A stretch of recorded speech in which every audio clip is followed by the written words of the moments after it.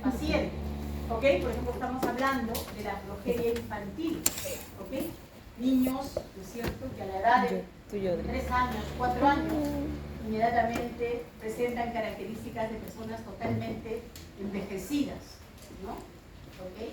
Aunque la probabilidad de que nazca un niño con esas características es muy baja, se ha dado casos que yo he leído, ¿no?, de que en una familia son 2 niñitos que tienen la patología, ¿ok? A pesar de ser una incidencia bastante baja. Entonces miren ustedes todos los daños que tienen estos niños, ¿no? Sufren de enfermedades cardiovasculares, tienen problemas en el crecimiento, porque sus tejidos que están afectados, ¿no es cierto?, van a tener justamente que ver con los tejidos conjuntivos, ¿ok? Miren ustedes, tienen alopecia, ¿no? No les crece el pelito para nada, ¿ok? Tienen problemas en la piel, tienen problemas en las articulaciones, y todo debido a que, fíjense el núcleo de la célula. ¿Se dan cuenta cómo es el núcleo? El núcleo que en lugar de tener su envoltura nuclear totalmente bien conformada, como podríamos ver aquí, ¿no es cierto?, está toda doblada por algunas partes. Y eso se debe a que hay una laminopatía, es decir, una mala conformación de la lámina nuclear. ¿Ok? Entonces ahora vamos a ver lo importante que es esta lámina nuclear y por qué se da esta enfermedad. ¿Ok? Vamos a empezar entonces conociendo al núcleo. Cuando nosotros hablamos de células eucariotas y células procariotas, ¿ok?, lo primero que sabemos que esa diferencia se debe a qué. ¿A qué se debe? A la presencia de la envoltura nuclear, ¿no es cierto? ¿Ok? Las células eucariotas son las que tienen la envoltura nuclear, mientras que las células procariotas no tienen una envoltura nuclear.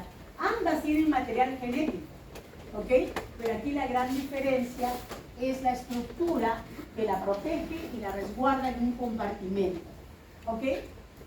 El núcleo, como ven ustedes acá en esta lámina, por ejemplo, puede tener diferentes formas. Puede ser lobulada, no puede ser ovalada, puede ser multilobulada, como estas que ustedes ven acá. Acá se ve bilobulada, pero los glóbulos blancos, los neutrófilos, por ejemplo, pueden tener hasta 5 lóbulos, ¿ok? ¿Sí? Hay células, ¿no?, como en el caso de los mamíferos, que no tienen núcleo. ¿Alguien recuerda qué células son? Los eritrocitos, los glóbulos rojos. Pero solamente no hay núcleo cuando la célula ya dejó de funcionar en el sentido de la síntesis proteica. Cuando deja de producir proteínas, que en este caso es la hemoglobina específicamente, ¿ok?, desaparece el núcleo para darle espacio para que haya más hemoglobina, ¿ok? Pero antes, cuando está en la médula ósea, ella tiene núcleo, ¿ok? El núcleo es muy activo mientras está en la médula ósea. Y sabemos nosotros que eso pasa solamente en los mamíferos, porque aves, reptiles, peces, sus eritrocitos sí tienen núcleo, ¿ok? Entonces, el núcleo, como ven, puede tener posición, puede ser central, como en este caso, puede ser excéntrico, de repente, como en este caso, o periférico, como en este caso, ¿no es cierto? Y el número de núcleos por célula es 1, ¿ok? Habrán células que son multinucleadas, pero generalmente eso sucede porque se han unido varias células. En el caso, por ejemplo, del músculo esquelético, como ustedes ven acá, tiene varios núcleos, ¿no es cierto? Puede tener más de 100 núcleos, ¿ok? Pero eso resulta de que se han unido muchos mioblastos. En el momento de la formación de las células musculares estriadas, ¿ok?, se unen los mioblastos, que son las células inmaduras, y forman una sola célula, ¿no es cierto?, en ese caso de fibra muscular. Y eso es lo que le da ese número de núcleos que tiene. Ahora, en este caso, por ejemplo, esa célula es una célula macrófago. El macrófago normalmente, ¿no es cierto?, es uninucleado, porque viene de esta célula, que es el monocito. Pero cuando esa célula es incapaz de destruir o fagocitar lo que está en su camino, ¿no es cierto?, ella se puede unir con otras células o con otros macrófagos, y formar estas células multinucleadas, también llamadas al cuerpo extraño, ¿ok? Porque justamente lo que ellos tienen que fagocitar es tan grande que no son capaces de hacerlo una sola. Por eso se juntan varias, ¿no es cierto? Y pueden hacer el trabajo. Entonces, la mayor parte de las células, ¿no es cierto? Por no decir todas, ¿sí? Van a tener un solo núcleo. Pero en ocasiones, ¿no es cierto? ¿Ok? Podemos ver que este número aumenta por la fusión de las células. ¿Ok? Entonces, en todas las células, imagínense ustedes que todas estas células, estas células corresponden, ¿no es cierto?, a un individuo, a un ser humano cualquiera. El material genético que hay en cada una de estas células es igual para todas las células, ¿ok? Pero si miramos, por ejemplo, cómo es el material nuclear en esta célula o cómo es el material nuclear en esta célula, van a ver ustedes que la eucromatina no es igual en la misma cantidad que esa de acá. Ni la heterocromatina igual, acá hay más heterocromatina y acá hay menos heterocromatina. Entonces quiere decir, ¿no es cierto?, que dependiendo del tipo de célula, ¿sí?, el material genético, en este caso la eucromatina, la heterocromatina se expresa de diferentes maneras, ¿ok? Aunque sean del mismo individuo. ¿Ok? ¿Por qué? Porque cada célula tiene su propia función, ¿ok? Aunque todas tienen el mismo genoma, ¿no es cierto? Okay. Entonces, ya hemos dado una vista panorámica de cómo es el núcleo, ¿no es cierto? Ustedes deben recordar que el núcleo fue visto por primera vez en plantas, en vegetales, que es lo más fácil de estudiar, ¿no es cierto? Y fue visto por Robert Brown, en el año 1831, ¿ok? Y allí se comenzó a ver ya en los diferentes organismos, ¿no? Inclusive en las células animales. Y recuerden ustedes que se me puso el nombre de núcleo, porque lo que vio Brown estaba en el centro de la célula, ¿ok? Por eso le llamamos núcleo, ¿ok?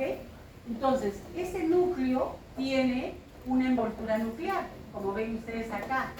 En el esquema también se puede verificar, ¿no es cierto?, que son dos membranas las que forman la envoltura nuclear, la membrana externa y la membrana interna, ¿ok? Dentro encontramos la cromatina, ¿no es cierto? Luego tenemos el nucleolo. Tanto la cromatina como el nucleolo están en el nucleoplasma, ¿no es cierto? ¿Ok? Pero además de este nucleoplasma, aquí vamos a encontrar la matriz nuclear. Más tarde hablaremos exactamente de qué se trata. Cuando yo digo matriz nuclear, ¿no es cierto?, no es lo mismo que decir nucleoplasma. Son dos cosas diferentes y lo vamos a ver dentro de un momento. ¿Ok? Eso es todo lo que estamos viendo en esas fotografías. Miren ustedes. Y eso es como se describió al principio, cuando todavía no se habían visto las otras estructuras. Aunque acá, por ejemplo, en este núcleo, y también acá pueden ver estos espacios, ¿ok?, que no son huecos nada más, sino es un complejo de proteínas que forma lo que se llama el complejo del poro nuclear. Entonces, en esos espacios que vemos por acá, que aquí están señalados con una flecha, ¿ok?, son los complejos del poro nuclear. ¿Ok? Entonces hablaremos primero de las membranas. Entonces, las membranas nucleares, ¿no?, en este caso la envoltura nuclear, está formada por dos membranas. La membrana externa, ¿sí?, y la membrana interna. La membrana externa, ¿sí?, es una continuación del retículo endoplasmático rugoso, a tal extremo que podemos ver sobre su superficie ribosomas. Miren ustedes, ahí vemos los ribosomas. Mide aproximadamente de 7 a 8 nanómetros, ¿ok? Y además se cumplen las mismas funciones que el retículo endoplasmático. Podemos ver entonces en la membrana externa de este núcleo, podemos ver síntesis proteica, ¿no? Podemos ver glucosilación, o sea, todos los procesos que hemos visto en el retículo endoplasmático rugoso se lleva a cabo aquí, en la membrana externa del núcleo. ¿Ok? Entonces, la explicación es la explicación de su origen, ¿no es cierto? Se supone que la célula primero tuvo una membrana citoplasmática, la membrana citoplasmática se imaginó, ¿no es cierto?, ¿ok? Y parte de esa membrana, ¿sí?, forma parte del retículo que está envolviendo al núcleo, ¿ok? O que envolvió al núcleo en ese momento. Por eso se dice que tiene dos membranas, ¿no es cierto? Entre la membrana externa y la membrana interna tenemos el espacio intermembranoso, que puede medir entre 10 a 50 nanómetros. Dependerá también, ¿no es cierto?, de la actividad que tenga la célula, ¿ok? Entonces, este espacio es importante, ¿no? Es una luz que hay entre la membrana externa y la membrana interna. Y vamos a ver nosotros más tarde, ¿no es cierto?, que ese espacio está ocupado también por muchas proteínas que están ancladas a la membrana interna del núcleo y otras que atraviesan desde la membrana interna hasta la membrana externa, ¿no? De eso hablaremos dentro de un momentito. Entonces, la membrana interna, como ven ustedes acá, ¿no es cierto?, ¿ok?, se va a unir a través de esas proteínas periféricas y también proteínas integrales de membrana, se va a unir a esta lámina. Esta, lo que ven acá como una red de color rosa, es la lámina nuclear. Esa es la lámina nuclear, ¿ok? Y vemos que en ciertos tramos, aquí por ejemplo, miren ustedes, la membrana externa se une con la membrana interna, miren acá, están unidas las dos, ¿sí? Y en el espacio que queda, ¿sí?, aparece justamente el complejo del polo nuclear, ¿ok? Entonces, eso es lo que vamos a ver en las membranas o en la envoltura del núcleo. Entonces, ¿qué papel cumple esta envoltura? La envoltura del núcleo es muy importante. Primero, para formar como una especie de un compartimento donde solamente se va a mantener, ¿no es cierto?, al ADN protegido de cualquier cosa que le pueda pasar.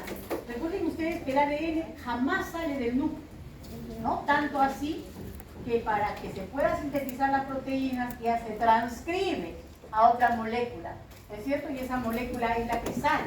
Entonces, es un compartimento que garantiza justamente la estabilidad del genoma, ¿ok? Va a estar protegido, pero a pesar de eso, ven ustedes que pueden existir muchas mutaciones, ¿ok?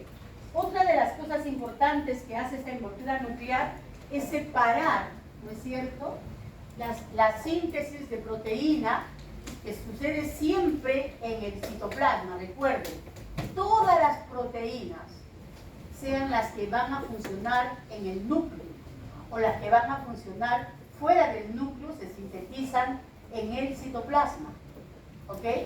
Entonces, por ejemplo, imagínense ustedes los factores de transcripción.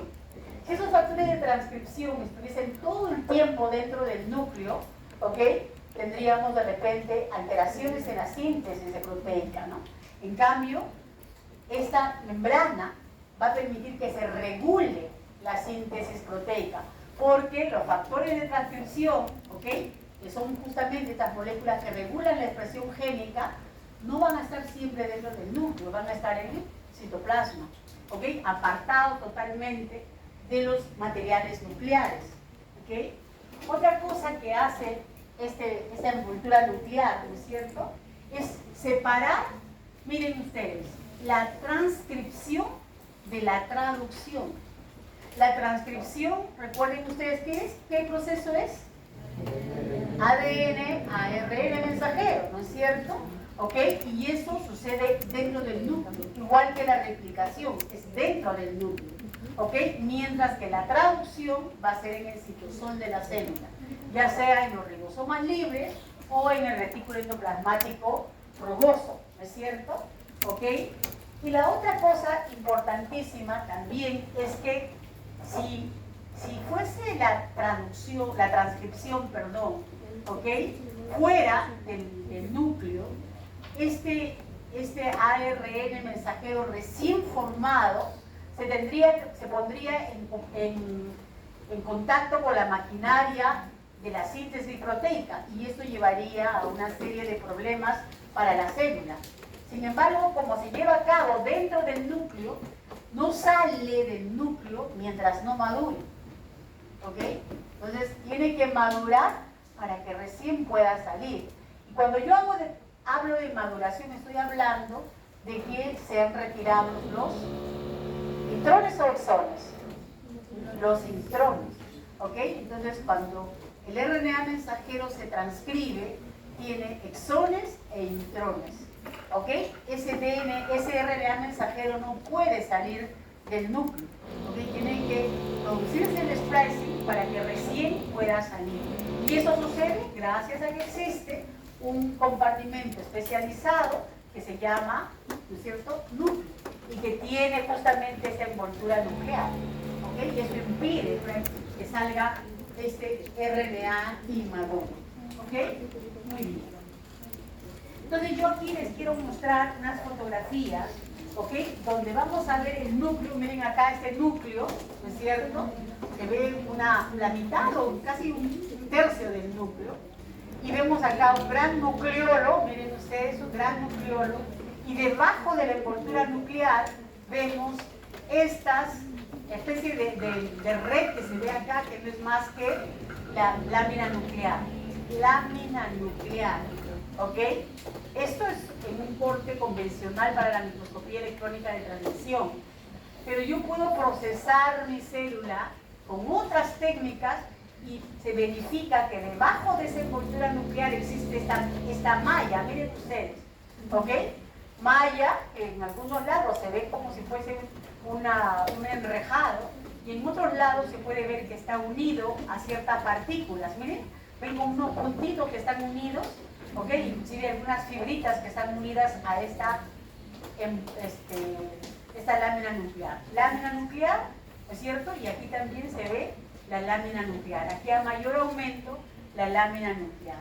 Entonces, esa lámina nuclear está debajo de la envoltura, ¿no es cierto?, del núcleo, debajo de la membrana interna, ¿ok? Como pueden ver acá, debajo de la membrana interna. ¿Y qué es la lámina nuclear? ¿Qué es? Son filamentos intermedios, ¿ok? Son filamentos intermedios. ¿Recuerdan los filamentos intermedios? ¿Qué tipo de filamentos intermedios hay en las células epiteliales? ¿Cómo se llama? La queratina, ¿no es cierto? ¿Ok? En las células nerviosas de las neuronas. Melanina. No, melanina. En las neuronas. Mielina. Mielina. Neurofilamentos, ¿no es cierto? En el músculo, en el tejido muscular. No, eso es microfilamento, no es filamento intermedio. La desmina, ¿no es cierto? En la célula del tejido conjuntivo, la dimentina. Y así vamos a encontrar un filamento intermedio para cada tipo celular, ¿ok? Y en este caso, en el núcleo, vamos a encontrar justamente esta lámina nuclear. Esta lámina nuclear, como ven acá, ¿no es cierto?, tiene la misma estructura molecular que la queratina, que la desmina, que los neurofilamentos, ¿ok? Entonces, en el caso de esta lámina nuclear está formado por 3 péptidos, ¿ok? Que se llama lámina A, lámina B y lámina C. Cada una con pesos moleculares diferentes.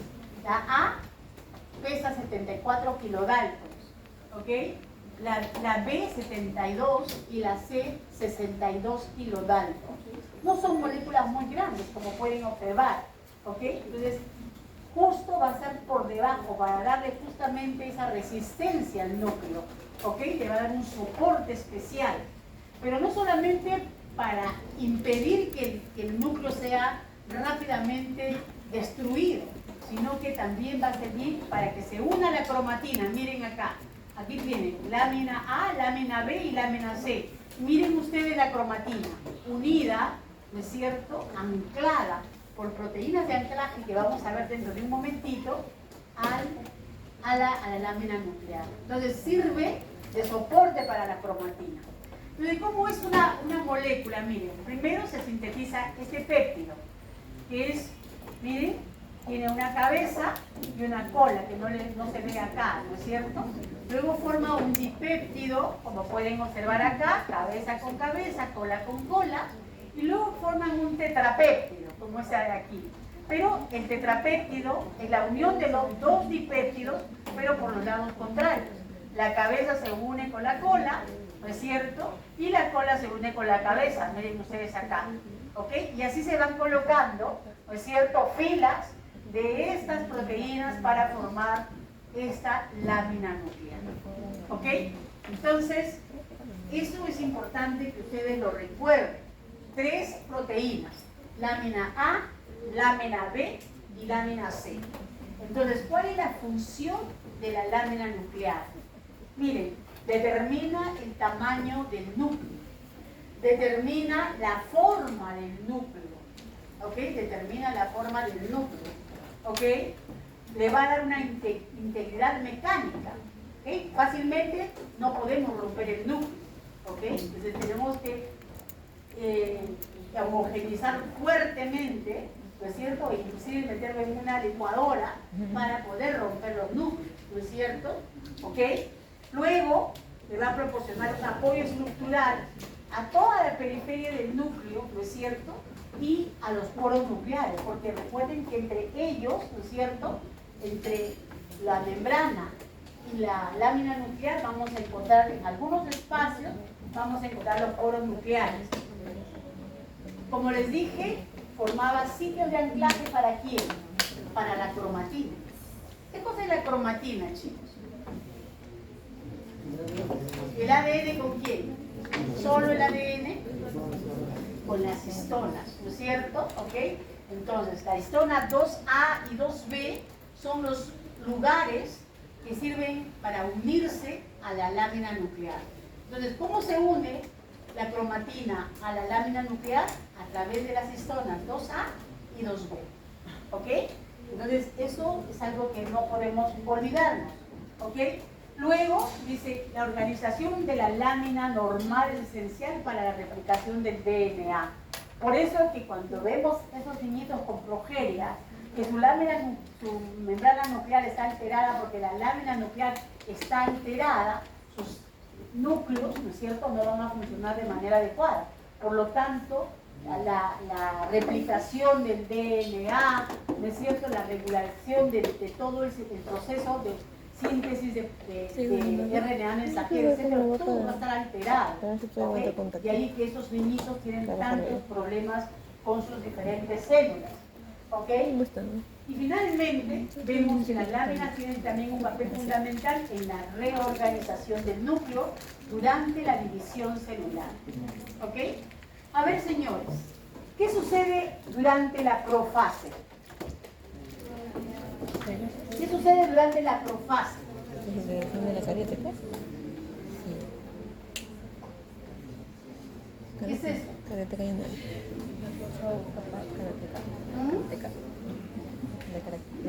A ver, ¿tú te acuerdas? ¿Desaparece el núcleo? Cariática.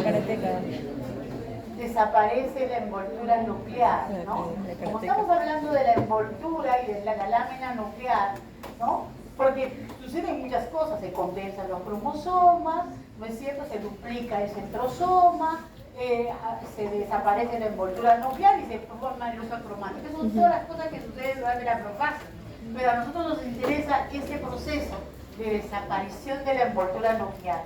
Y en realidad no es que desaparezca, ¿ok?, sino que se va a convertir en vesículas muy pequeñitas, ¿ok?, de tal manera que no se puede visualizar. Pero el material de la envoltura nuclear se va a mantener.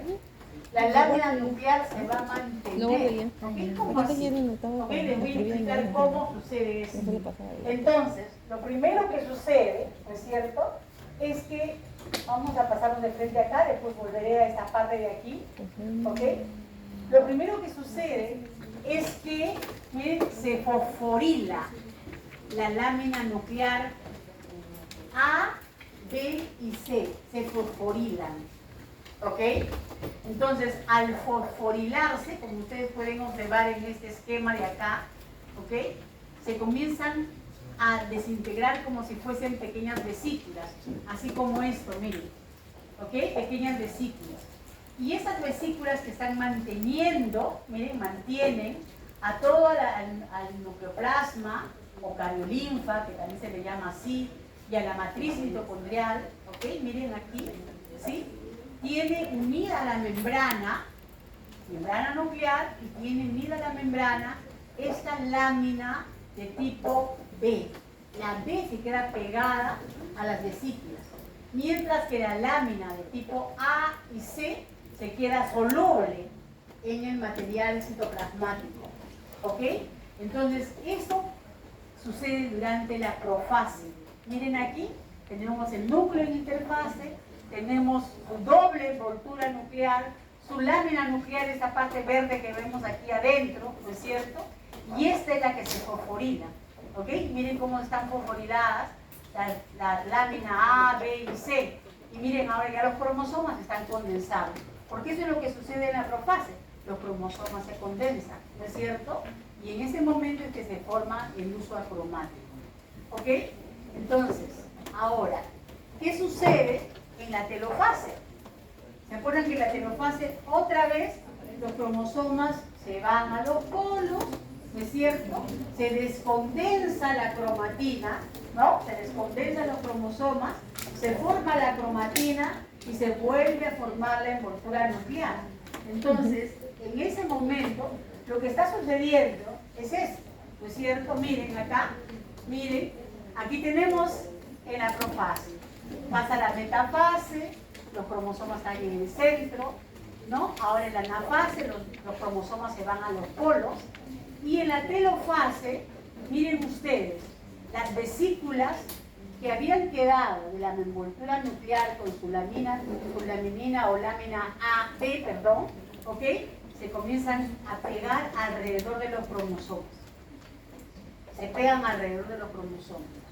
Y como las membranas tienen una característica, ¿cuál es la característica que permite que se fusionen las membranas?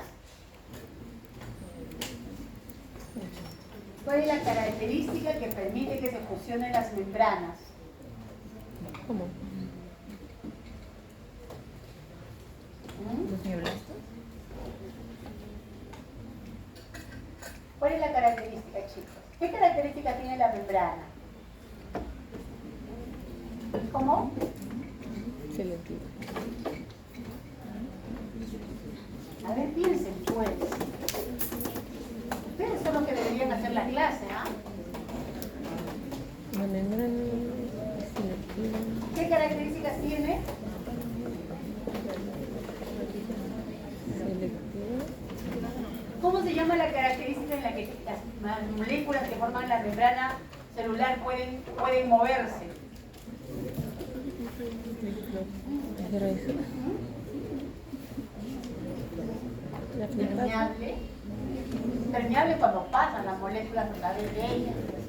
Y además la membrana no es permeable, es semi-permeable. ¿Ah? Movimiento intermembranoso. ¿Qué característica es? La que solamente definan lo que estoy diciendo. Sí, Que las moléculas se pueden mover. ¿Ah? Bueno, es dinámica, es cierto, es dinámica. ¿Qué más? ¿Qué más? Permeable, ya lo han dicho. Semipermeable. ¿Qué más? Flip.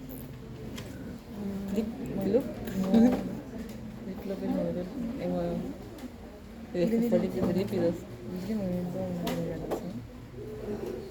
¿Cómo se llama la característica que dice que la membrana externa es diferente a la interna? Vamos a ver una cosa. ¿Ah? Esa es función. Asimetría. Es la asimétrica, ¿no es cierto? Ya tienen otra característica más. Semipermeable, asimétrica, ¿qué más? Preguntas de examen. ¿Ah?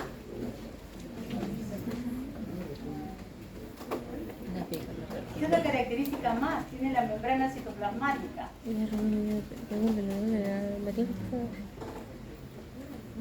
No lo tengo. Fluidez, muy bien, es fluida, le estoy diciendo que se pueden mover. es fluida, por lo tanto, ¿no es cierto? ¿Ok? Esa fluidez permite que las membranas se puedan unir fácilmente. Entonces miren ustedes aquí abajo, miren acá, ahora ya no es varias vesículas juntas, sino que ya hay una sola envoltura envolviendo los cromosomas. Pero como los cromosomas se juntan entre ellas, ¿no es cierto? Esta membrana se une con esta se une con esta, los cromosomas se quedan metidos adentro y comienzan a descondensarse y se forma la envoltura nuclear. Pero si para que se forme eso se fosforiló, ¿qué tendrá que pasar para que pase esto? Se va a desfosforilar, ¿no es cierto? Entonces, en la profase, la membrana, ¿sí? En este caso desaparece porque la lámina nuclear, no la membrana, porque la lámina nuclear se han fosforilado, ¿ok? Y se reensambla cuando se desfosforila la lámina nuclear, ¿ok? Las moléculas de la lámina nuclear. Entonces, miren aquí se ve lo mismo, ¿no es cierto? Aquí yo tengo la lámina normal formando como un enrejado, como ven aquí no está fosforilado la laminina, ¿no? Las proteínas estas están la cabeza con la cola, ¿recuerdan? ¿Ok? Y aquí una vez que se fosforila es que se desintegra la envoltura nuclear. Pero recuerde que la desintegración no significa que se pierdan las proteínas. Ninguna de las proteínas se pierde, todas se van a mantener. ¿Ven los pedacitos aquí? ¿Ok? La membrana con un poco de envoltura del retículo endoplasmático, con las proteínas de unión, que ahora las vamos a ver, miren ustedes, ¿ok? Eso va a suceder durante la profase. Recuerden que para que suceda todo eso necesitamos de señales, ¿ok? Y en este caso la fosforilación, ¿no es cierto?, se va a producir gracias a una ciclina, que tiene que ver con la regulación del ciclo celular, ¿no es cierto? ¿Ok? Cuando veamos ciclo celular, vamos a hablar específicamente de cómo funcionan estas ciclinas, ¿ok? Estas ciclinas están fosforilando ahí, ella es la que fosforila, ¿ok? Bien. Entonces, quiero que veamos, además, que en la membrana nuclear, para unir justamente la lámina nuclear, no sé por qué no quiere pasar, ¿ok? Para unir la lámina nuclear, miren ustedes, con la membrana vamos a encontrar estas proteínas. Aquí, por ejemplo, esta proteína que se llama receptor de la lámina B, está uniendo la membrana interna con la lámina nuclear, ¿ok? Esta otra proteína, ¿no es cierto?, que se llama hemerina, está unida al esqueleto nuclear, ¿no? También unida gracias a esta otra proteína que se llama BAF. Las BAF son factores de barrera, de autointegración. Estas tienen un papel muy importante en la desintegración de la lámina nuclear, ¿ok? Por eso que están aquí, ¿ok? Luego tenemos estas otras dos proteínas, esa proteína asociada a la membrana interna nuclear, miren ustedes, también unida a una BAF, para que no se separe del esqueleto nuclear, perdón, de la lámina nuclear, y estas LAP, que son las láminas asociadas a proteínas. O sea, la lámina está asociándose a esta proteína para unirse a esta membrana interna, ¿ok? Entonces, otra vez aquí la BAF.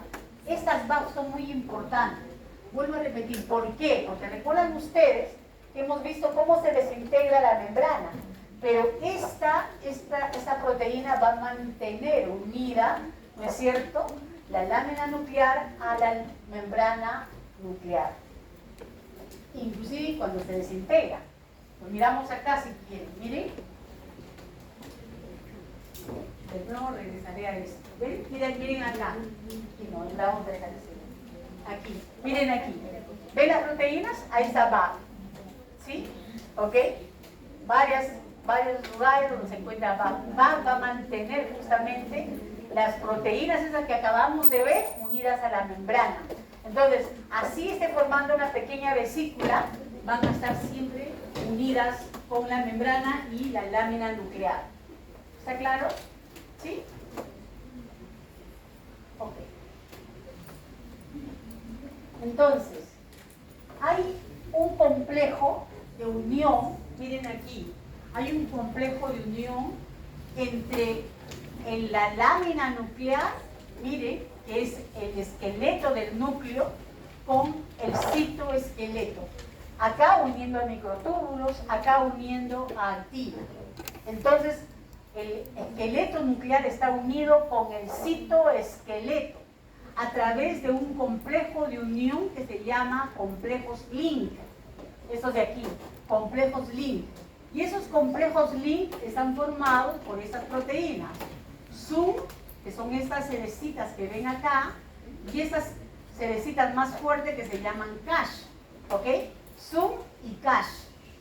Pero esas están dentro del núcleo, miren ustedes, dentro del núcleo, no salen al citoplasma. Las que salen al citoplasma son estas de aquí, que se unen al complejo CASH, ¿ok? Que se llama nesperinas. Estas son las nesperinas o nesprinas de tipo 1, de tipo 2, hay varios tipos. Y esas son las que se unen directamente con el citoesqueleto. ¿Entienden? ¿Ok? Entonces, hemos visto nosotros cuando hemos hablado de uniones intercelulares, ¿no es cierto? ¿Se acuerdan? ¿Se acuerdan de las uniones intercelulares? Cuando hemos hablado de las caderinas, ¿se acuerdan? Las caderinas se unían a los microfilamentos de actina, ¿recuerdan? Pero para que se unan a los filamentos de actina, habían proteínas intermedias, ¿se acuerdan? ¿Ok? ¿Se acuerdan de esas proteínas? Ok. Igual acá, miren ustedes, tenemos que estas proteínas, las SUM y CASH, que llamamos complejo link, ¿ok? Están unidas a estas nesperinas y estas nesperinas son las que se van a unir a estos elementos del citoesqueleto, ¿ok? Entonces, si miramos el otro esquema que vamos a ver acá, miren ustedes, miren, ahí está, miren, aquí están las nesperinas. Entonces, aquí, ¿qué cosa hay? SUM y CASH, ¿no es cierto? Igual acá, miren, estas unidas a los microfilamentos de actina y estas rojitas unidas a los microtúbulos. Miren cómo se unen a los microtúbulos, ¿ok? Pero también habrán puntos de unión a las proteínas motoras, ¿ok? Porque este núcleo de alguna manera también se mueve dentro de la célula, ¿ok? Y para que se mueva dentro de la célula utiliza a estos microtúbulos, pero también utiliza las proteínas motoras, ¿ok?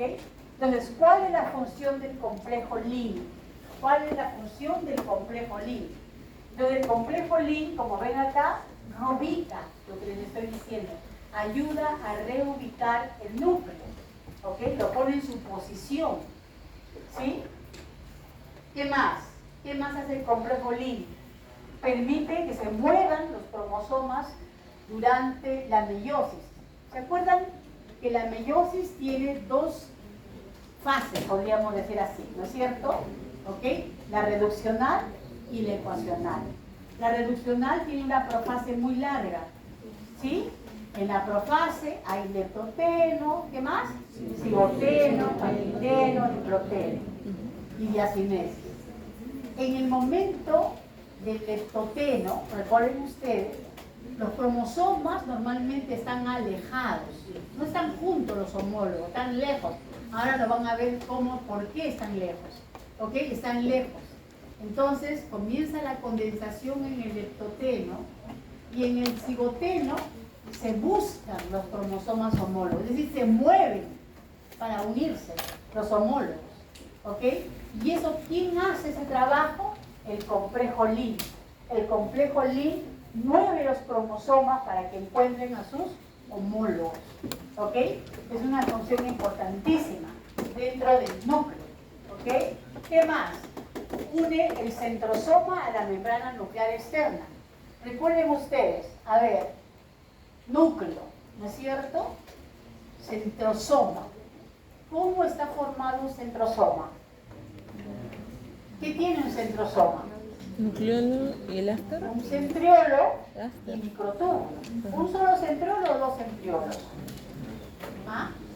Dos, ¿no es cierto? Dos que están perpendicular uno con respecto al otro, ¿no es cierto? Y en el momento, escúchenme bien, y en el momento de la profase se duplican, ¿sí o no? ¿Ok? Entonces, antes que empiece todo el proceso de la profase, se han duplicado también los centrosomas. Pero los centrosomas están en un lugar, ahora tienen que moverse al otro polo.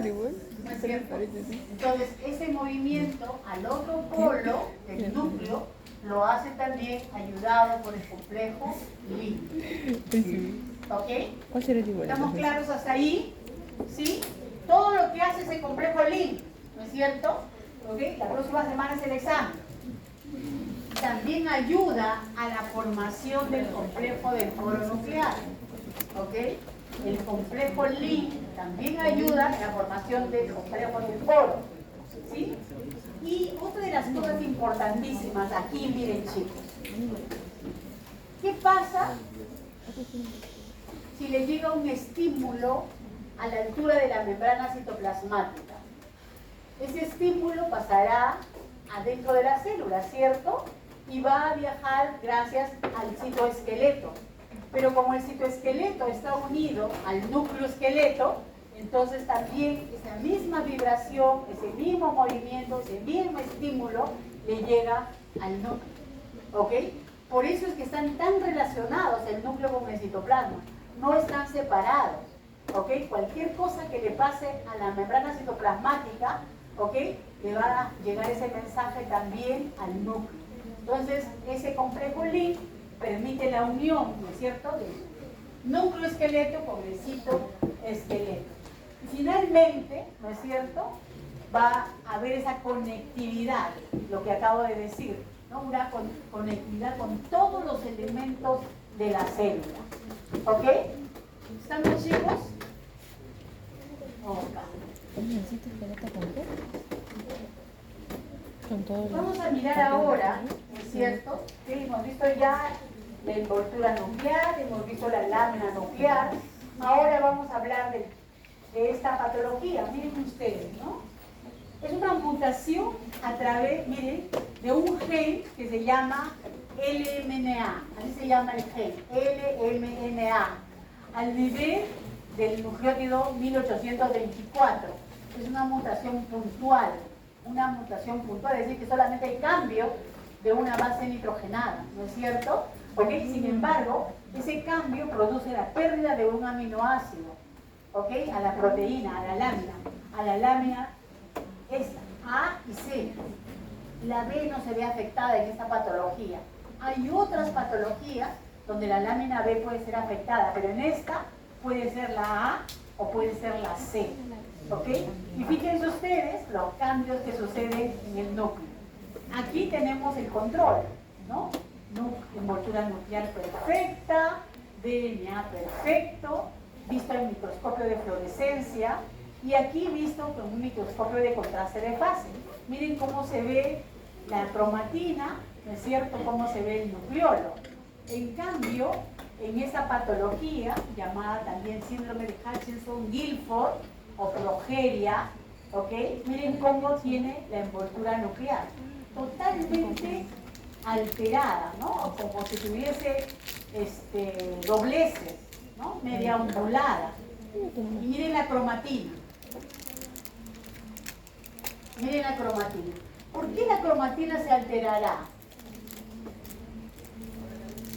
¿Por qué se altera la cromatina? Porque la cromatina está unida a la lámina nuclear. ¿Ok? Entonces, si está unida a la lámina nuclear y la lámina nuclear se altera de esa manera, la cromatina también se va a alterar. ¿Ok? Y definitivamente, ¿no es cierto?, tanto la replicación como la transcripción no se va a llevar a cabo de forma normal. ¿Ok? Miren aquí al nivel de contraste de fase cómo está el núcleo. Entonces, los tejidos, ¿no es cierto?, que van a ser más afectados van a ser los tejidos conectivos. Y todos nuestros órganos, ¿no es cierto?, para nuestra desgracia, todos tienen tejido conectivo. ¿Ok? Algunos tendrán un poquito menos, pero la mayor parte, todo el hígado envuelto por una cápsula de tejido conectivo, el riñón envuelto por una cápsula de tejido conectivo, los músculos igual, ¿no? Entonces todos los órganos tienen tejido conectivo. ¿Sí? Bien, vamos a hablar de los poros nucleares, ¿ok? El complejo de poros nucleares.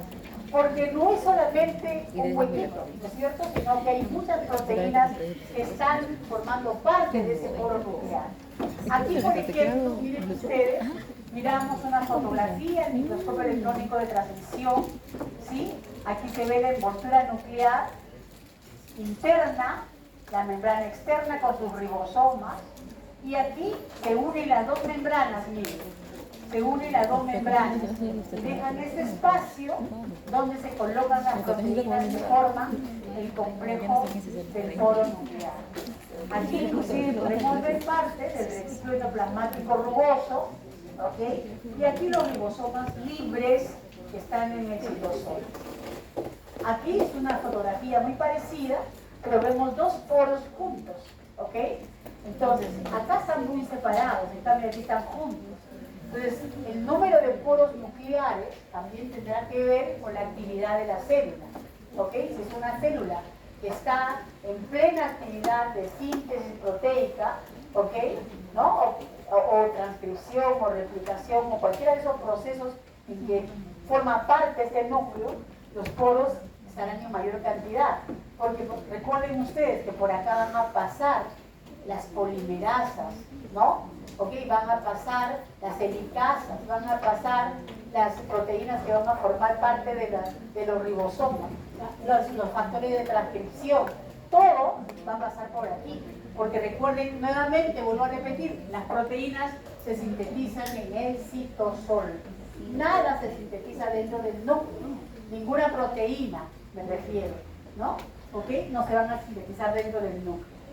Esta fotografía que ven acá es una técnica llamada criofractura, es una réplica de una criofractura. Por aquí estamos viendo el núcleo por dentro, ¿no? En la excavación del núcleo, ¿ok? Y miren la cantidad de los poros nucleares, ¿no? Ahí se ve prácticamente tachonado esa envoltura nuclear en una zona, ¿es cierto?, de poros nucleares, ¿ok?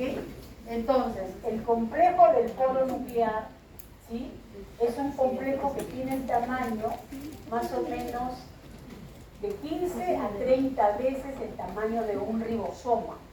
¿Ok? ¿Recuerdan ustedes los ribosomas? ¿No? Pequeñitos, acabamos de verlos. ¿Ok?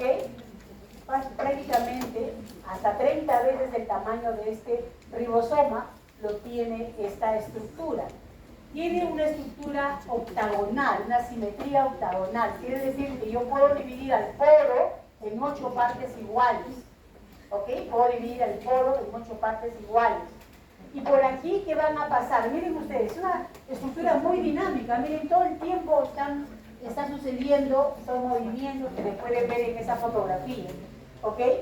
Y están formadas por alrededor de 30 nucleoporinas.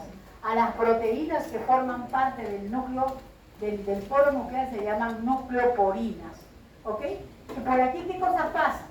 Pasan proteínas, pasa ARN, ¿no es cierto? Por aquí pasan iones, por aquí pasan macromoléculas, ¿ok? Y por supuesto moléculas polares, que no pueden pasar por simple difusión, ¿ok? Miren ustedes, ¿sí? Ahora vamos a ver esta estructura. Acá quiero que vean. Eso es el microscopio electrónico y esto es una fotografía tomada con un microscopio de fuerza atómica, ¿ok?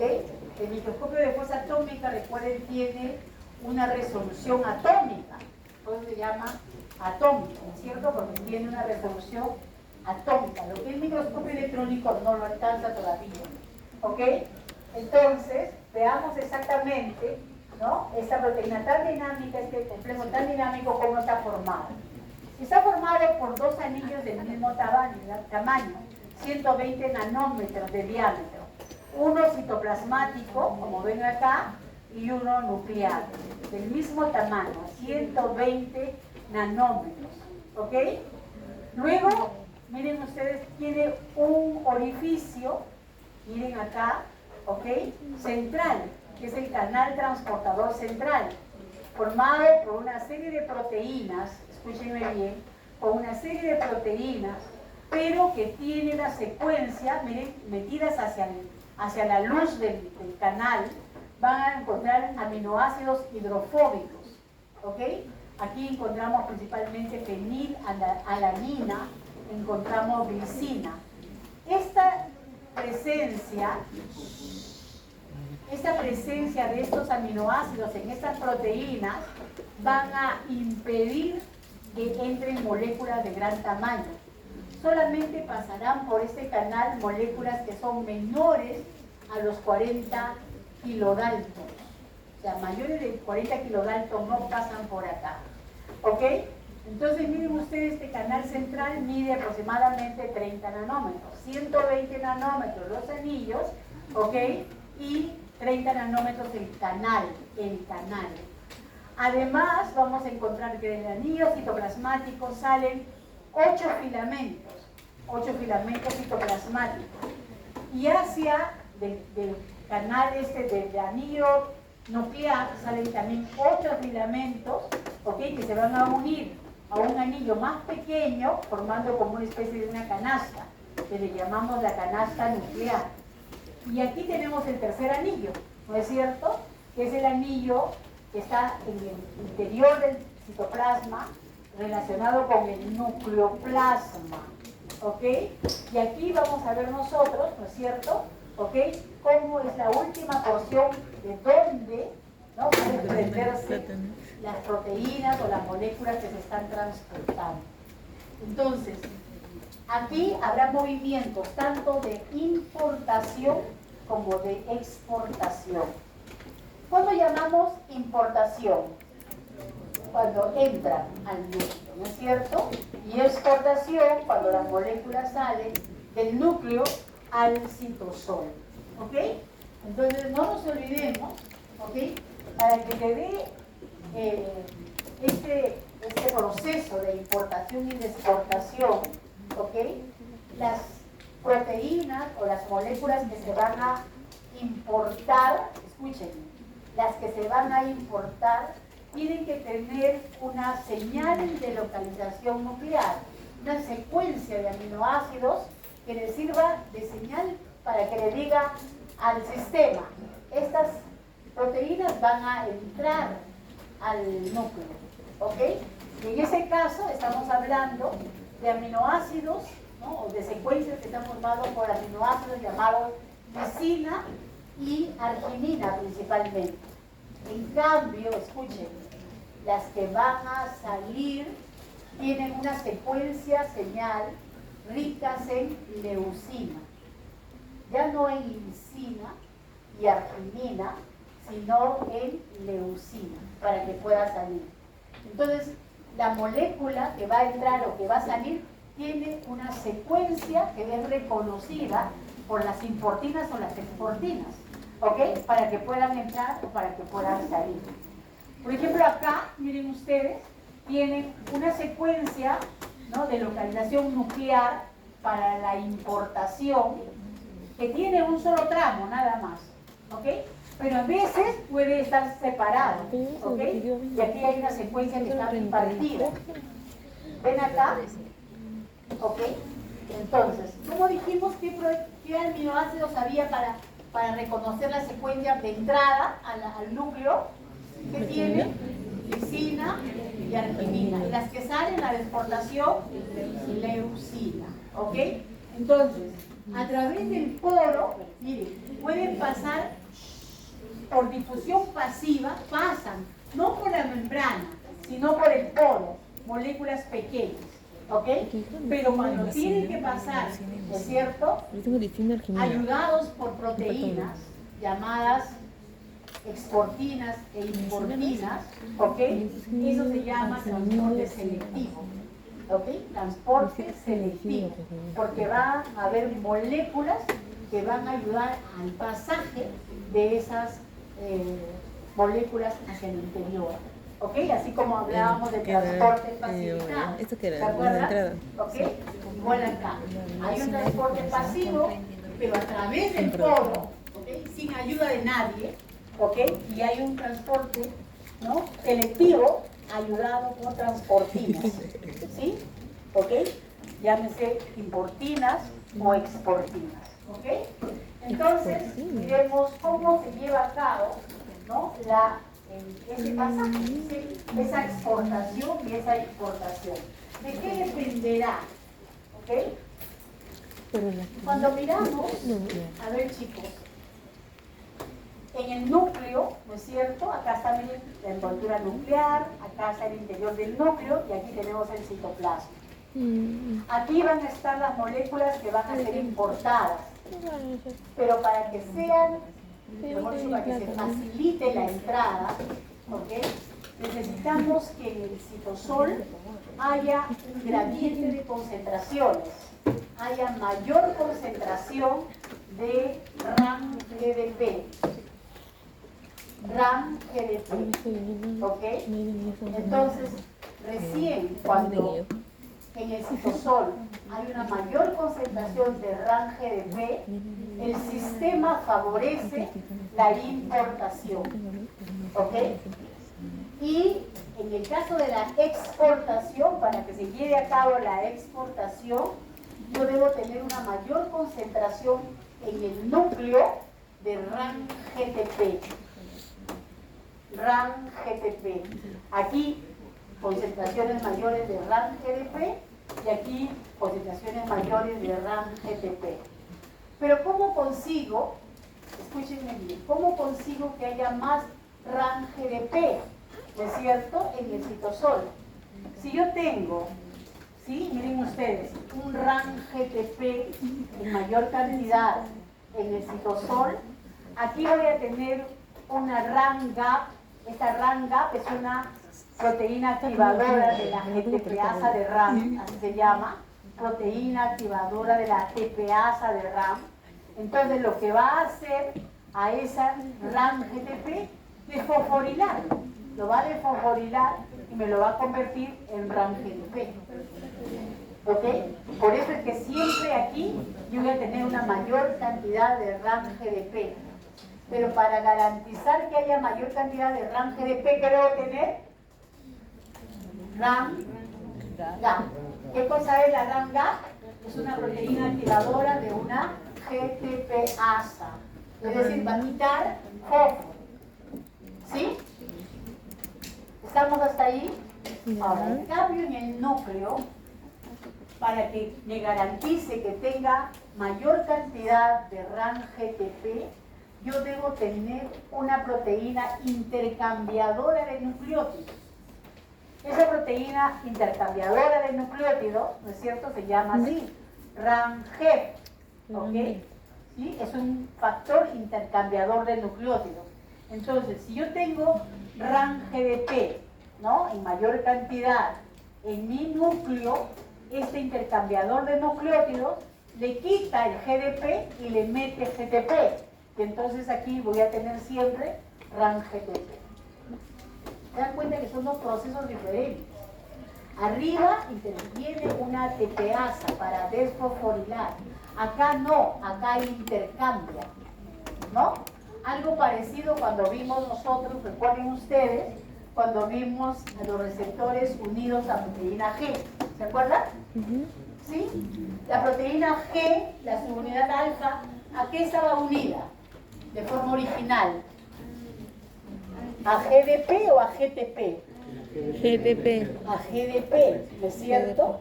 Y entonces, ¿qué pasaba? Había un intercambiador que le cambiaba GDP por GTP, ¿no es cierto? Y ahí recién alfa se activaba, ¿ok? Algo así. Otra forma de fosforilar es utilizando una quinasa, pero ahí no están interviniendo quinasas, ¿sí? Ya de ahora deben dominar esto, ¿no? Que son las quinasas, que son los intercambiadores, ¿no?, que son las GTPasas, o ATPasas, ¿no es cierto? ¿Ok? Las desfosforilasas, ¿no es cierto? Ok. Entonces, ya tenemos claro eso, ¿ok? Eso es explicado inclusive en una diapositiva aparte. Entonces, miren acá, chicos, cómo ingresa la proteína. Esta es una proteína que va a ingresar al núcleo. Imagínense una polimerasa, una DNA polimerasa o una RNA polimerasa, que ha sido sintetizada, o una histona, que ha sido sintetizada en el citoplasma de la célula. por los ribosomas libres del citoplasma. ¿Ok?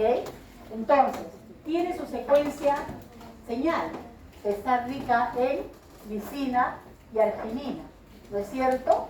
Por otro lado, yo tengo mi importina, miren acá, yo tengo mi importina, que en este momento se ha unido al RAN-GDP. RAN-GDP. Entonces, importina más RAN-GDP reconocen a la proteína que voy a meter al núcleo, ¿no es cierto? Se unen y todo este complejo, ¿no es cierto?, es verificado por estos filamentos citoplasmáticos, lo verifica, todo correcto, perfecto, sigue pasando. Pasa y llega al núcleo. ¿Ok? Aquí en el núcleo, definitivamente no se puede quedar todo junto, porque lo que yo necesito en el núcleo es mi polimerasa. ¿Ok? Entonces, como este tiene RAN-GDP, ¿ok?, viene este intercambiador y le coloca GTP.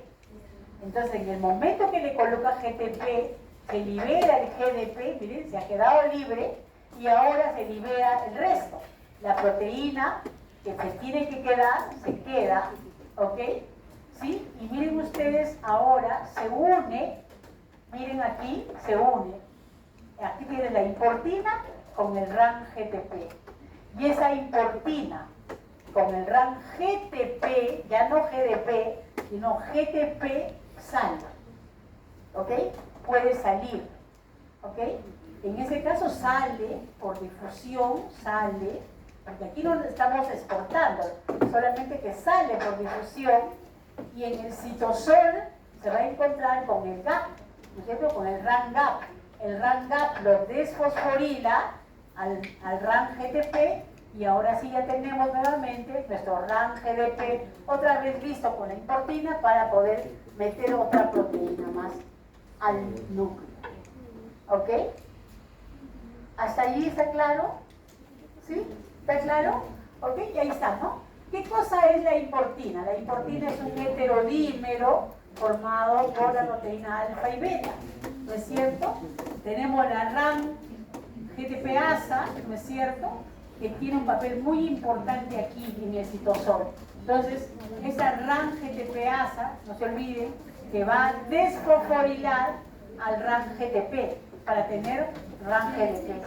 Entonces, una vez que ya tengo RAN-GDP y mi importina, se unen, reconoce la secuencia señal, ¿ok? Y se une todo el complejo y entra, ¿no? ¿Ok?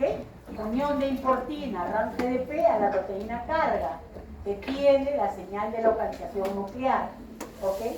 Ingresa el complejo importina-proteína al núcleo. Una vez dentro del núcleo, el RAN-GTP, ¿no es cierto?, se une a la importina porque ha trabajado este intercambiador, ¿no es cierto? Le quita el GDP y se queda GTP, ¿ok? Y ahora entonces todo este complejo sale del núcleo, ¿ok? Entonces la importina unida a la RAN-GTP es exportada al citoplasma. Aquí tienen una dirección que es un video de YouTube para que puedan ver ese proceso, ¿ok? La explicación de este proceso, algo como yo les estoy explicando. Entonces, eso es la importación. La exportación, ¿cómo será? La exportación, miren aquí ahora. ¿Qué es lo que tengo? Dentro del núcleo, yo tengo una proteína que debe salir. ¿Ok?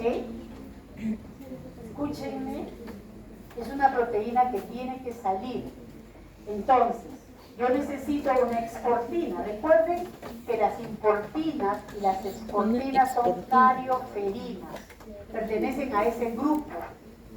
Las proteínas que formaban el núcleo, el poro nuclear, ¿cómo se llamaban? Núcleo porinas, ¿no es cierto? ¿Ok? Las nucleoporinas. Entonces, aquí miren ustedes las carioferinas, ¿ok? Es una familia donde están las importinas y las exportinas. Entonces, yo tengo mi exportina aquí y aquí mi proteína cargo. Esa es mi proteína que va a salir. Entonces, para que pueda salir, tiene que unirse con el RAN-GTP. Miren, con el RAN-GTP. Ahora sale, miren, sale completita, todo el complejo sale. ¿Y qué se encuentra afuera? Con el RAM ¿qué? RAM gap. ¿Y el RAM gap qué hace? Desfosforila. Y al desfosforilar, todo esto se libera.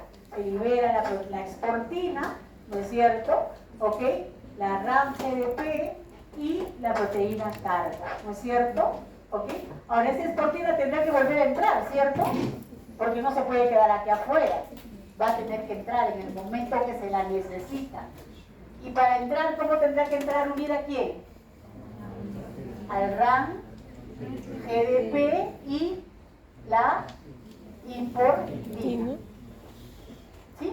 ¿Se dan cuenta? Entonces, ese es el tráfico que vamos a encontrar, ¿no es cierto?, en el núcleo. Pero recuerden, esta proteína que está acá tiene que ser rica en ¿qué? Su secuencia señal. En leucina. ¿Ok? Para que sepa que hay que salir, no se puede quedar, hay que salir. ¿Ok? Entonces, aquí está lo que les decía del gradiente de concentración de RAM GDP con RAM GTP. ¿Ok? Entonces, para que haya importación, ¿qué necesito que haya más afuera? RAM GDP, ¿es cierto? Y para que haya exportación, ¿qué necesito que haya en el núcleo? RAM GDP. Muy bien. ¿Ok? Bien. Entonces, así se van a importar y exportar las proteínas. Pero recuerden que en el núcleo no solamente tienen que salir las proteínas o entrar las proteínas, también tienen que salir los RNAs. ¿Ok? Chicos, ¿dónde se sintetizan los RNAs? ¿Dónde? ¿Dónde? En el nucleolo. Una parte en el nucleolo y otra en el núcleo mismo, ¿no es cierto? ¿Ok? Porque recuerden, a ver señores, recuerden, los cromosomas no solamente codifican proteínas, sino también codifican RNA, ¿no es cierto? ¿Ok? Codifican RNA, no se olviden, ¿sí? Principalmente los RNA ribosómicos. Entonces, miren todos los RNAs que tenemos nosotros dentro del núcleo. Los microRNAs, ¿no? Recuerden que estos son los que han hecho ganadores al premio Nobel de este año en medicina, pero son RNAs que ya han sido descubiertos hace mucho tiempo. Lo que pasa es que recién, ¿no?, se juntan todas las evidencias, porque así pasa, ¿ok? Se juntan todas las evidencias de todos los trabajos que han hecho en este campo para darles el premio Nobel, ¿no es cierto? Entonces tenemos los microRNAs, tenemos los RNA de transferencia. ¿Qué hacen los RNA de transferencia? ¿Qué hacen? ¿Qué transportan? Aminoácidos para la síntesis proteica, ¿no es cierto? Los RNA ribosómicos, que forman parte de los ribosomas, los RNA pequeños nucleares, ¿ok?, que también tienen cierta información, y los RNA mensajeros, que sabemos exactamente cuál es su papel, ¿no es cierto? ¿Ok? Entonces, todos estos RNAs tienen que salir del núcleo hacia el citosol, ¿ok? Entonces, miren acá, el microRNA solamente necesita de su exportina, que en este caso es una exportina de tipo 5, ¿ok?, y su RAM GTP, porque tiene que salir, ¿ok? Este RNA de transferencia necesita su exportina T de transferencia y su RAM GTP para poder salir. En el caso del RNA ribosómico ya no es tan sencillo, ¿ok? Necesitamos algunas carioferinas más, ¿ok? Necesitamos la RAM GTP, ¿no es cierto?, y algunas exportinas y otras proteínas que puedan ayudar a esa salida, ¿ok? Ya no es tan simple, no es una y una, no, es un poquito más complejo.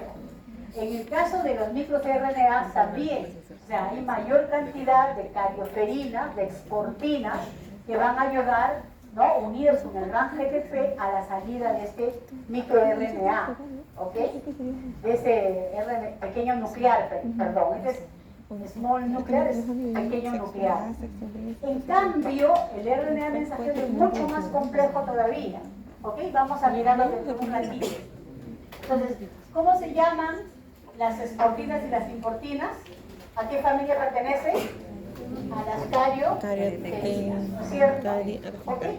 Entonces, mire, yo tengo mi RNA mensajero, ¿no es cierto?, que ha acabado de transcribirse, ¿ok?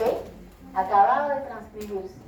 El DNA, ¿no es cierto?, se ha transcrito a RNA mensajero. Yo tengo mi RNA mensajero con intrones y con exones. Eso es lo que sucede en las células eucariotas, ¿no es cierto? Entonces pasa un tiempo, ¿ok? Pasa un tiempo y madura. Se sucede lo que se llama el splicing. Salen los intrones y se quedan solamente los exones. Pero recuerden ustedes, ¿no es cierto?, que este RNA mensajero, una de las características que tiene una cola de poli A, ¿no? ¿Qué cosa es la A? ¿Qué es la A? ¿Ah? ¿Qué es, pues? Son bases hidrogenadas, ¿no es cierto? ¿Ok? Adenina, esa es adenina, ¿no es cierto? ¿Ok? La cadena, la cola de poli A. A esa cola de poli A, escúchenme, se le une un complejo proteico de muchas proteínas, ¿no?, que todavía algunas de ellas no están identificadas. Y por supuesto también con el RAM GTP, ¿ok? Y así es que pueden salir. O sea, no es una sola proteína, sino un complejo proteico que ayuda a que puedan salir por el poro nuclear. Entonces llega al citoplasma, ¿no es cierto? Y aquí están las fibras citoplasmáticas donde van a encontrar una helicasa. La helicasa se va a encargar de sacar a las proteínas del RNA mensajero. De tal manera que ahora sí, el RNA mensajero está libre para unirse con la subunidad menor de los ribosomas. ¿No es cierto? ¿Ok? Entonces, eso es lo que sucede. ¿Eh? Para la exportación del RNA mensajero debe haber finalizado su maduración. ¿Ok? Los principales receptores de exportación del RNA mensajero en la célula de los mamíferos son estas. Receptores de exportación. ¿Ok? La carioferina de tipo 1, aquí, ¿no? Esas de acá, serían la carioferina de tipo 1 y la NXF1. El ARN se une con un complejo exportador de proteínas, ¿ok?, que va a transportar. No se olviden que aquí tiene que ir también la esportina, ¿ok? La esportina con su, ¿qué cosa más? Con RAM ¿qué? GT, móvil, ¿ok? Y ahora, una vez que sale, se encuentra con la helicasa en las fibras citoplasmáticas y esta se encarga de liberar a todas las proteínas, mejor dicho, al RNA mensajero de las proteínas de transporte. ¿Ok? ¿Está claro? ¿Cuál es la diferencia con las otras RNA? Es mucho más complejo el grupo de proteínas que transportan el RNA mensajero. ¿Ok? Muy bien.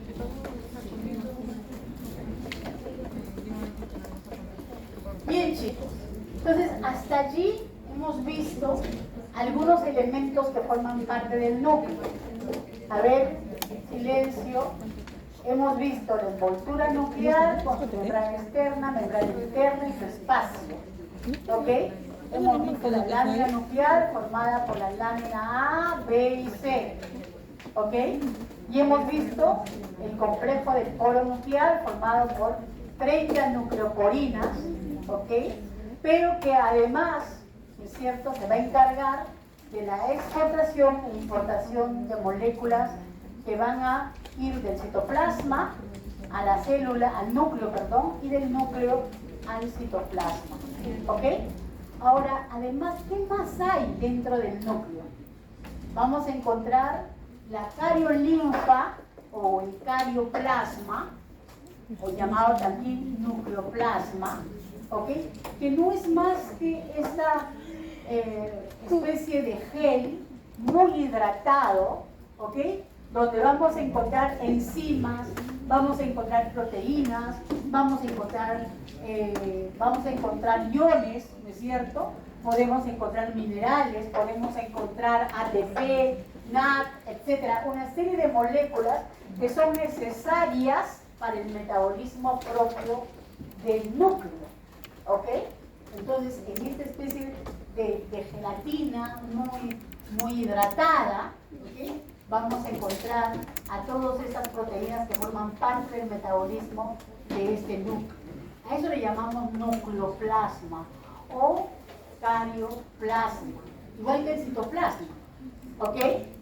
Ahora, pero además dentro del núcleo hay lo que se denomina la matriz nuclear. Matriz, o también llamado armazón. Ya desde el momento que ustedes están escuchando armazón, se imaginan, ¿no es cierto? Porque esto es como un andamio que hay dentro del núcleo formado por proteínas, mire, ¿ok? Constituido por proteínas, ¿ok? Donde vamos a unir o donde se van a unir algunas de las secuencias del ADN. O sea, el ADN no solamente se une a la lámina nuclear, sino que también se une ¿a quién? ¿A quién? A la matriz nuclear. ¿Ok? A la matriz nuclear. Entonces, esta matriz, ¿qué le va a permitir a esa cromatina? Le va a permitir plegarse de una manera adecuada, ¿ok?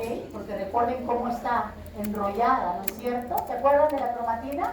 Está enrollada. Eso lo va a permitir justamente esa matriz, ¿ok? También le va a permitir, ¿no?, que se lleve a cabo, ¿no?, la replicación y la transcripción. ¿Sí? Entonces tiene un papel muy importante esta matriz nuclear, ¿ok? Y aparte de todo eso, ¿qué más hay? ¿Quiénes ven ahí? ¿Qué nos falta hablar? ¿De qué nos falta hablar dentro del núcleo? De la cromatina. ¿No es cierto? El núcleo lo vamos a dejar para después. La cromatina, ¿ok? Entonces, acá miren, tienen ustedes un núcleo en interfase, ¿ok? El núcleo en interfase se caracteriza porque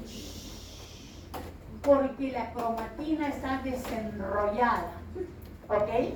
Porque recuerden ustedes, a ver, yo tengo, la interfase tiene G1, ¿qué más? G2, ¿qué más? G0.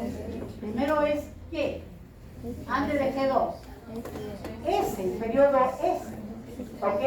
Entonces, aquí podríamos tener ya las hebras de cromatina duplicadas, que son tan delgaditas que no se ven todavía como cromosomas, son hebras. Pero, ¿por qué se ven puntitos acá? ¿Por qué no se ven hilitos? Porque está cortado. Porque está cortado. Este corte, para poderlo ver al micrófono electrónico de transmisión, tiene 60 nanómetros, 90 nanómetros de espesor, el corte. Entonces, cualquier hilo que yo corte lo voy a ver como un punto, ¿no es cierto? Y es por eso que ven ustedes así. La eucromatina es esa región que no está compactada, está formando hilos, pero no compactados, ¿ok? Aquí voy a encontrar todos los genes que están codificando alguna proteína, los genes que se van a leer, que están activos, ¿no? Lo que se van a tener que transcribir. Aquí está el material genético que se va a transcribir en este núcleo.